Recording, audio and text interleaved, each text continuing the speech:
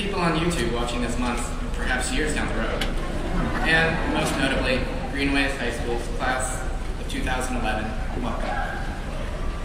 Most high schools and universities ask someone distinguished, a true academic and mentor, to give the commencement speech to their graduates.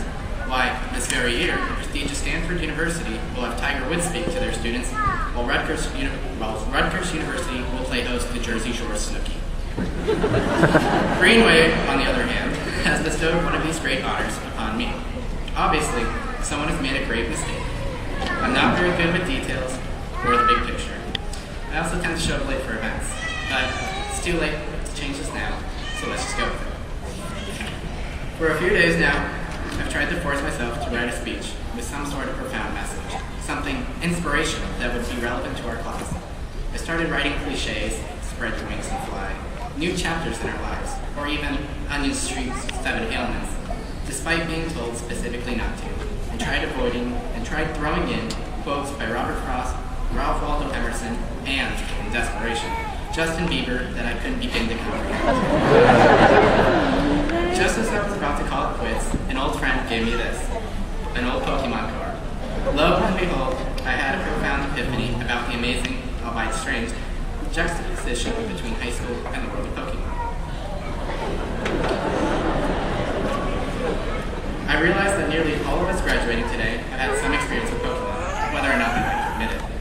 Now, before I continue, I understand that some of you might be saying to yourself, wait a second, Mike, how is this relevant? As you will soon see, it is much more relevant than it may seem.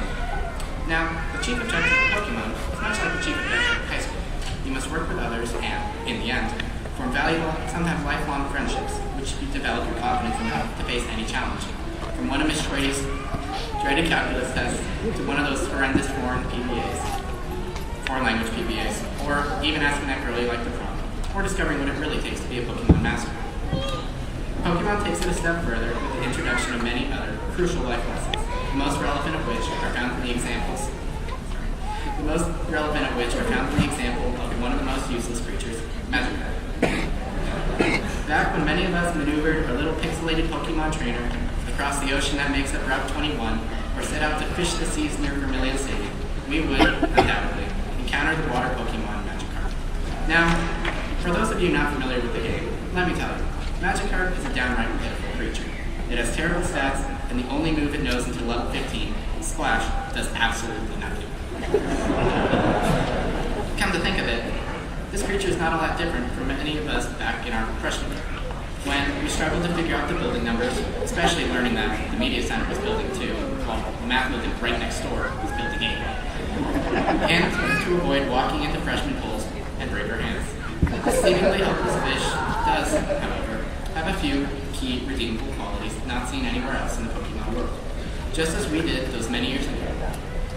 As it turns out, Magikarp proves extremely resilient, able to withstand whatever it is thrown against, and, at level 20, evolves into the ferocious Pokemon Gyarados, which has some of the best stats in the entire game, a ruler of its domain, just as all of us have grown into the people we are today, able to handle more demanding schedules and extracurricular activities, veterans of high school. This amazing transformation embodies many of the fundamental lessons of high school, primarily that of perseverance to achieve one's full potential. Magikarp teaches us that with tenacity, devotion, and a little bit of love, anything is possible. This development is very similar to our journey through high school. While many of us began our high school careers as shy, quiet freshmen, Magikarp, we have, after 4 years, grown into Gyarados, having thoroughly entrenched ourselves in the leadership of the school, serving as the captains of the football team, leaders within our amazing theater troupe, band, ROTC unit, and a slew of other groups far too numerous to list. No matter what type of Pokemon or person you are, each and every one of us possesses the capacity to be successful. We've worked hard to reach this point here today, to become graduates. It's been quite the journey, hasn't it?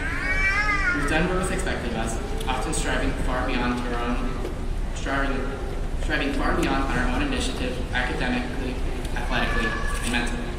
We have, it can safely be said, ourselves transformed from simple, often seemingly helpless freshmen into the empowered, soon-to-be graduates we are today, who look forward to, in only a few moments, walking across the stage to begin the new chapters of our lives ahead of us. For one last time, we all come together as one, in a once-in-a-lifetime opportunity from which each of us will seize everything we've ever wanted, our motivation to acquire more knowledge in college, to serve valiantly in our military, or even to catch a moment Pokemon, hating us all the while. In all seriousness, though, students, you must not forget, however, that today is a joyous occasion.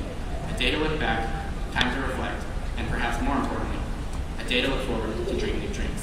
Make the most of yourself, for that is all there is of you. I believe Gary Boulding put it best when he said, your families are extremely proud of you.